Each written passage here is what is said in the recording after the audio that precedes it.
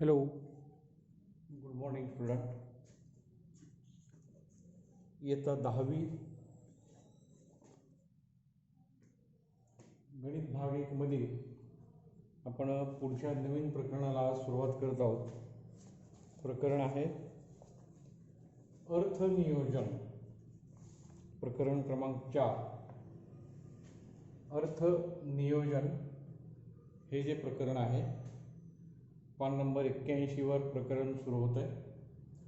तुम्ही सुरुवातीला यातला वाचनीय भाग सुरुवातीला आहे, हे पूर्णतः वाचून तुम्हाला बऱ्यापैकी समजणारं प्रकरण आहे आणि म्हणून त्याचा अभ्यास वाचून तुम्ही करायला हरकत नाही. आपण यातले महत्त्वाचे घटक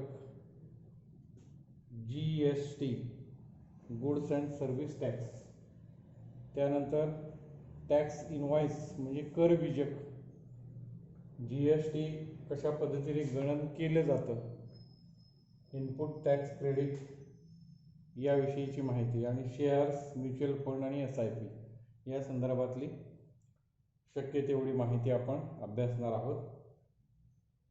तर यामध्ये अर्थ नियोजनात सुरुवात आहे ती GST. GST म्हणजे काय? Goods, service. G for goods, S for service and tax म्हणजे कर.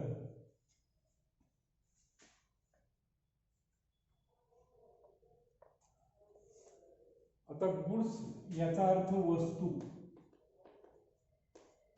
देशामध्ये तयार होणाऱ्या, राज्यात तयार होणाऱ्या, जिल्ह्यात तयार होणाऱ्या, गावात तयार होणाऱ्या जे वेगवेगळ्या वस्तू आहेत, उत्पादनं आहेत, त्या संदर्भात गुड्स हा शब्द वापरला. सर्व्हिस म्हणजे सेवा. सेवा म्हणजे कोणकोणत्या? सर्व प्रकारच्या, रेल्वे सेवा, बस सेवा, पोस्ट सेवा, विमान सेवा, हॉटेलमध्ये सुद्धा आपली सेवा केली जाते अन्न देऊन. तर अशा प्रकारच्या विविध प्रकारच्या सेवा. आणि मग टॅक्स याचा अर्थ कर. तर वस्तू व सेवा यावर आधारलेला किंवा यांच्यावर आकारला जाणारा कर, त्याला आपण कर प्रणाली असा शब्द वापरतो. कर प्रणाली, कर आकारण्याच्या विविध पद्धती. यामध्ये आज आपल्या संपूर्ण देशामध्ये ही एकच कर प्रणाली आहे, त्याला वेगवेगळे प्रकार नाहीत. त्याला GST असा शब्द वापरतात. गुड्स अँड सर्व्हिस टॅक्स म्हणजेच वस्तू आणि सेवा यावर आकारण्यात येणारा कर, त्याला वस्तू व सेवा कर असा शब्द वापरला जातो. आपण आपल्या पुस्तकामध्ये याविषयी माहिती आहे वाचणार आहोत, बघणार आहोत. तर पान नंबर 81 वर जी आकृती काढली याच्यामध्ये विविध प्रकारचे कर आतापर्यंत देशांतर्गत सर्व व्यवहारासाठी वापरले जात होते. कोणकोणते कर होते ते सगळे कर या ठिकाणी दिलेले आहेत. मात्र सध्या आत्ता आपण हे सर्व कर एकाच प्रणालीमध्ये आणून बसवलेले आहेत. त्याला GST goods and service tax म्हणजेच वस्तू व सेवा कर असा आपण शब्द वापरतो. त्यानंतर आपण कोणत्याही दुकानामध्ये गेलो, एखादी वस्तू खरेदी केली, तर वस्तू खरेदी केल्यानंतर दुकानदार आपल्याला पावती देतो, त्यालाच आपण टॅक्स इनवॉइस किंवा कर बीजक असा शब्द वापरतो. सर्वांनी पान नंबर 82 वर असणारं कर बीजक याविषयी माहिती आत्ता आपण पाहणार आहोत. त्यामुळे ते पान उघडायचं आहे आणि त्यातील माहिती अभ्यासाला सुरुवात करायची आहे. मी सांगतोय त्या गोष्टी बघत जायचं आहे ओळीने. तर कर बीजक बघा पान नंबर 82 वर दिलेला आहे. वस्तू खरेदीचा टॅक्स इनवॉइस अशा प्रकारची एक पावती आहे. सप्लायर आहे A to Z sweet mart, 143 Shivaji रस्ता, मुंबई, महाराष्ट्र. मोबाईल नंबर दिला आहे, ईमेल दिलेला आहे. इनवॉइस नंबर GST/110 दिला आहे.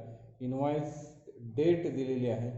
आणि वरच्या कोपऱ्यामध्ये GSTIN अशा प्रकारचे एक दिलेला आहे. GSTIN म्हणजे GST म्हणजे गुड्स सर्व्हिस टॅक्स हे झालं, आणि IN म्हणजे तो जो व्यापारी आहे ज्याच्या दुकानातनंही तुम्हाला पावती मिळाली त्या व्यापाऱ्याचा कोड आहे हा संपूर्ण इथे दिलेला आहे बघा.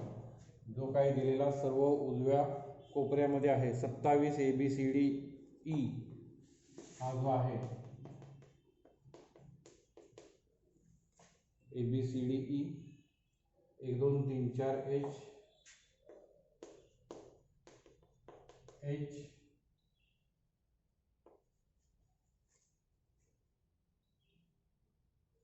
1Z5 अशा प्रकारचा नंबर हा त्या व्यापाऱ्याचा आहे. मग हा GST नंबर नक्की कुणाला दिला जातो?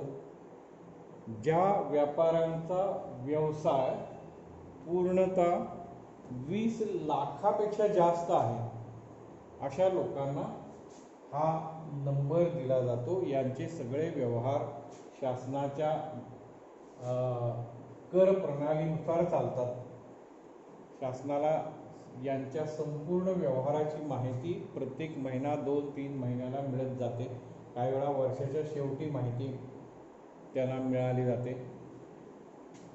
तर अशा रीतीने ही कर प्रणाली आहे आणि प्रत्येक व्यापारी की ज्याची उलाढाल 20 लाखाच्या वर आहे अशा व्यापाऱ्याला अशा प्रकारचा हा कोड दिला जातो. आता या कोडची काय काय वैशिष्ट्य आहेत याविषयी माहिती बघूयात. तर यामध्ये सगळ्यात पहिला जो अंक आहे हा 27 अंक काय दाखवतोय? तर कोणते राज्य आहे ते दाखवतोय. कोणते राज्य? बघा आपण हा जो GSTIN हा जो व्यापारी लोकांच्याकडे असणारा कोड नंबर आहे तो कोड नंबर कसा तयार केला गेला याविषयी माहिती पाहतोय. तर यातले पहिले 2 अंक 27 आहेत. मग काही 25, 24, 23, 22 काय वाटेल या ठिकाणी वेगवेगळे अंक असतील. आता हा 27 अंक हा महाराष्ट्र राज्य यासाठीचा आहे. म्हणजे पहिले 2 अंक राज्याविषयीची माहिती दाखवतात. 27 हा अंक महाराष्ट्राचा आहे. जेव्हा आपल्याला पावती सापडली जाईल, एखादी पावती असेल तुम्ही निरीक्षण करा, जर त्यामध्ये GSTIN नंबर असेल आणि जर ती 27 अंक असेल तर नक्की तो व्यापारी महाराष्ट्रामध्ये नोंदणी केलेला आहे असं आपल्याला सांगता येईल. तर पहिले 2 अंक हे राज्यासंदर्भात आहे. त्यानंतर पुढचे हा अंक ABCDE पासून ते H पर्यंत ही जी पूर्ण चौकट आहे हा त्या व्यापाराचा पॅन नंबर आहे. परमनंट अकाउंट नंबर असा आपण त्याला म्हणतो. देशातील प्रत्येक व्यक्तीकडे जी रोजगार करणारी आहे, नोकरी करणारी आहे, शासकीय सेवेत आहे, त्या प्रत्येक व्यक्तीचा पॅन नंबर आहे, परमनंट अकाउंट नंबर. याविषयी 9वी मध्ये तुम्ही माहिती पाहिलेली आहे. तर हा नंबर इथे आहे. हा सगळा ABCDE 1 3 4 H इथपर्यंतचा भाग. आणि त्यानंतर हा अंक आहे तो एक नोंदणी अंक आहे. तो नोंदणी या संदर्भात अंक Z हा बाय डिफॉल्ट सर्वांसाठी समान असा असणारा अंक आहे. सर्वांसाठी समान असणारा त्याला बाय डिफॉल्ट नंबर असा पण म्हणलेला आहे. आणि शेवटचा अंक आहे तो चेक लिस्टसाठी म्हणजे तपासणीसाठी हा नंबर वैध आहे, योग्य आहे, नंबर वैध आहे किंवा नाही हे ठरवण्यासाठी हा शेवटचा नंबर आहे.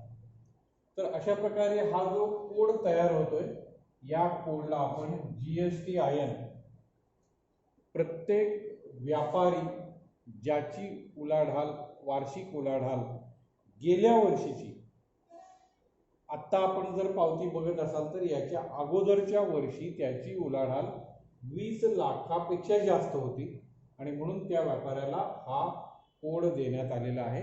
आणि तो त्याचा कायमचा कोड असेल.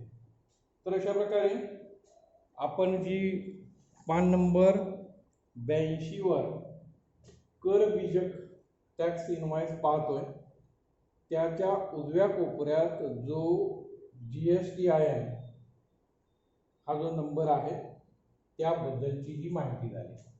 पहिले 2 अंक राज्य दाखवतं, पुढचे 10 अंक पॅन नंबर दाखवतं, 1 नंबर नोंदणी संदर्भात माहिती, झेड हा बाय डिफॉल्ट सर्वांसाठी असतो आणि 5 हा दिलेली पावती वैध आहे किंवा नाही हे ठरवण्यासाठी वापरला जातो. आता आपण या पावतीतील घटकाबद्दल थोडासा विचार करूया. बघा, त्याचे जे उभे कॉलम आहेत त्या कॉलम मधील पहिलाच आहे सिरियल नंबर, त्यानंतर दुसरा आहे HSN कोड म्हणजे त्या वस्तूचा जो कोड नंबर आहे तो त्याविषयी माहिती आहे. तिसरा कॉलम आहे नेम ऑफ प्रोडक्ट, जी वस्तू आपण घेतोय त्या वस्तूचं नाव आहे. चौथा कॉलम आहे रेट, दर. पाचवा क्वांटिटी म्हणजे किती आपण घेतोय ते.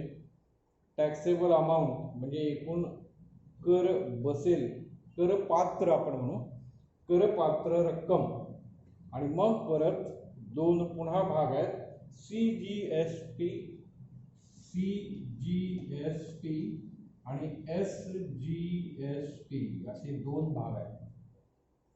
आता C याचा अर्थ सेंट्रल, सेंट्रल म्हणजे केंद्रीय, आणि पुढे GST चा अर्थ तुम्हाला माहिती आहे, गुड्स सर्व्हिस टॅक्स,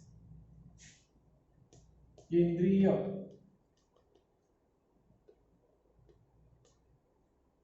वस्तू सेवा कर. CGST म्हणजे केंद्रीय, सेंट्रल गुड्स सर्व्हिस टॅक्स, केंद्रीय वस्तू सेवा कर. आणि SGST, S याचा अर्थ आहे स्टेट, स्टेट म्हणजेच राज्य, राज्य वस्तू सेवा कर असा याचा अर्थ आहे. म्हणजे GST चे हे 2 प्रमुख भाग आहे हे आपण लक्षात घ्यायचं. जो व्यक्तीला, एखाद्या व्यापाऱ्याला टॅक्स बसला जातो किंवा GST लागू होतो तो 2 भागात विभागला जातो. त्यातला पहिला भाग आहे तो CGST म्हणजे केंद्रीय वस्तू सेवा कर, आणि दुसरा आहे तो SGST राज्य वस्तू सेवा कर. म्हणजे उदाहरणार्थ समजा X या व्यक्तीला 10,000 रुपये GST बसलाय, तर ती व्यक्ती 10च्या 10,000 केंद्राला पाठवत नाही, तर याचे 2 भाग होतात, 5,000 रुपये राज्यासाठी आणि 5,000 रुपये केंद्रासाठी. राज्यासाठी निम्मे आणि केंद्रासाठी निम्मे. केंद्र म्हणजे संपूर्ण देशाचा आर्थिक व्यवहार चालणारा आपली राजधानीचं ठिकाण, दिल्लीचा भाग, किंवा राज्यामध्ये मुंबई, संपूर्ण देशासंदर्भातले व्यवहार या ठिकाणी केंद्रात होतात. आणि म्हणून जो टॅक्स बसतो तो टॅक्स नेहमी 2 भागात विभागला जातो. पहिला भाग म्हणजे आपल्या राज्याला असतो, ज्या राज्यात ते उत्पादन आहे, ज्या राज्यातला तो व्यवहार आहे त्या राज्याला 50% म्हणजे निम्मा, आणि उरलेला 50% केंद्राला, असं हे प्रमाण आहे. मग 10 रुपये जरी टॅक्स बसला तरी 5 रुपये राज्यासाठी आणि 5 रुपये केंद्रासाठी या टॅक्सचं विभाजन केलं जातं. तर अशा प्रकारे केंद्र टॅक्स संदर्भातली पहिली बाब म्हणजे GST. GST हा टॅक्स भरण्यासाठी व्यापाऱ्याला अशा प्रकारचा कोड नंबर दिला जातो, त्याला GSTIN म्हणलं जातं. आणि त्यानंतर हा जो बसलेला टॅक्स आहे तो 2 प्रकारात विभागला जातो. पहिला आहे तो राज्याला आणि तेवढाच केंद्राला. 2 भागात त्यांचं समान विभाजन केलं जातं. तर या प्रकारे ही सामान्य माहिती आहे. आता आपण या जरा तक्त्याचंच पुन्हा निरीक्षण करणार आहोत. बघूयात वस्तूनुसार.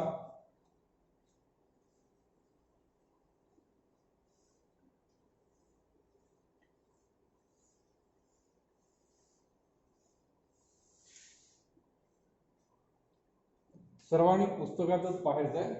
पुस्तकातच पान नंबर 82 वर कर बीजक दिलेला आहे. टॅक्स इनवॉइस यामध्ये जे वेगवेगळे कॉलम आहेत त्यामध्ये पहिला आहे सिरियल नंबर 1. HSN म्हणजे त्या वस्तूचा असणारा कोड, SSN कोड. यामध्ये पहिली वस्तू समजा त्याचा नंबर दिलेला आहे 210690 त्या वस्तूचा कोड आहे.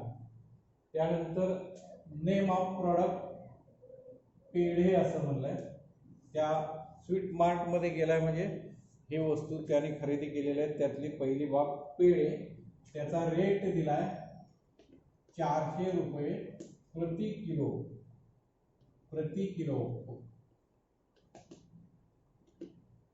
400 रुपये किलो दराचे ते पेढे आहेत.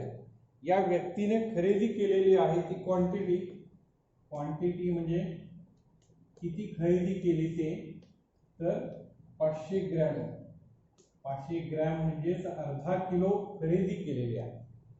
आणि मग अर्धा किलो खरेदी केल्यामुळे बघा एका किलोचा दर 400 आहे, तर अर्धा किलोसाठी रक्कम लागेल ती 200 रुपये त्या पावतीवर दाखवलेले आहे. आणि मग टॅक्सेबल अमाऊंट म्हणजे याच्यावर कर आकारला जाऊ शकतो ही आहे टॅक्सेबल अमाऊंट.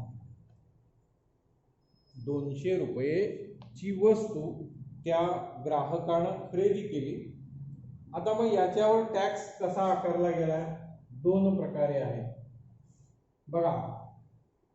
बेकरीत तयार होणारा हा खाद्यपदार्थ, त्या खाद्यपदार्थांचे दर, प्रत्येक वस्तूचे दर शासनानं नियमित केलेले आहेत. ते आपल्याला पुढच्या भागात पान नंबर 84 वर आहे, ते अभ्यासायचंच आहे. आता या ठिकाणी CGST, त्यानंतर दुसरा कॉलम येईल SGST राज्याचा कर, आणि सर्वात शेवटी टोटल असा भाग येईल. शेवटचा भाग येईल तो टोटल. आता मग CGST यामध्ये हा जो खाद्य पदार्थ आहे याच्यावर शासनाने लावलेला अधिकृत कर 2.5% आहे. 2.5%. आणि हा केंद्रालाही आहे आणि राज्यालाही तेवढाच आहे. 2.5% केंद्राला आणि राज्याला. मग बघा बरं या ठिकाणी टॅक्स किती बसेल? या 200 रुपयेची वस्तू खरेदी केली आणि त्याच्यावर 2.5% म्हणजेच काय, तर 200 चे 2.5 भागिले 100. बघा टक्के याचा अर्थ असा घ्यायचा आहे 2.5% म्हणजे 2.5 भागिले 100. आणि मग हे गेले 2.5 गुणिले 2 म्हणजेच 5 रुपये झाले. याचाच अर्थ 200 रुपये खरेदीच्या वस्तूवर केंद्रासाठी आपल्याला 5 रुपये टॅक्स द्यावा लागणार आहे. 5 रुपये टॅक्स त्यामध्ये केंद्राला द्यायला लागेल. आणि परत याच्यावरच 2.5% म्हणजे परत 5 रुपये राज्याला सुद्धा तो टॅक्स जाईल. म्हणजे जेव्हा ग्राहक दुकानदाराला 200 रुपये देतो तेव्हा तो दुकानदार केंद्राला 5 रुपये पाठवतो आणि राज्याला 5 रुपये पाठवतो. अशा प्रकारची ही कल्पना आहे.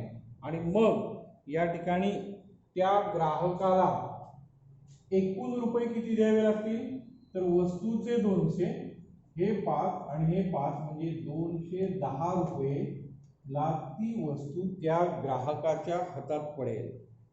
आणि म्हणून दुकानदार घेतानाच या टॅक्स सहित रक्कम घेईल ग्राहकाकडून, गिरायकाकडून 200 रुपये वस्तूची किंमत आणि त्याला द्यावे लागणारे दोन्ही टॅक्स, म्हणजे 210 रुपयाला ती वस्तू त्या ग्राहकाला पडली, कारण शेवटी टॅक्स हा गिरायकाकडूनच घेतला जातो.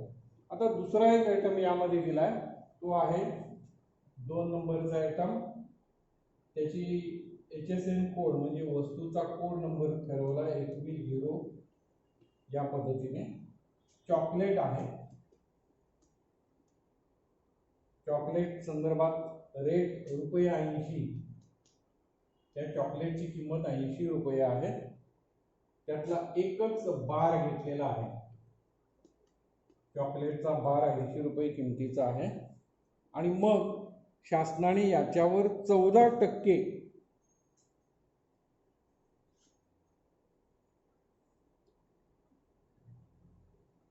तर 80 रुपयाचा एक बार म्हणजे 80 रुपये त्याला द्यावे लागणार आहेत.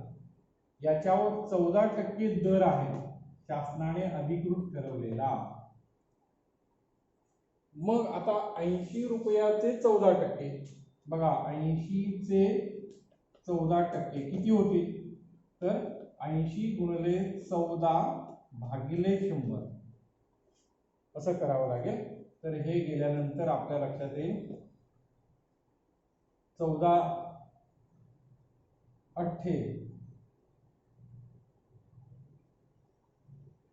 112/10 म्हणजेच 10 ने भागल्यावर या ठिकाणी 11 रुपये 20 पैसे, 11 रुपये 20 पैसे इतका टॅक्स या ठिकाणी भरावा लागेल.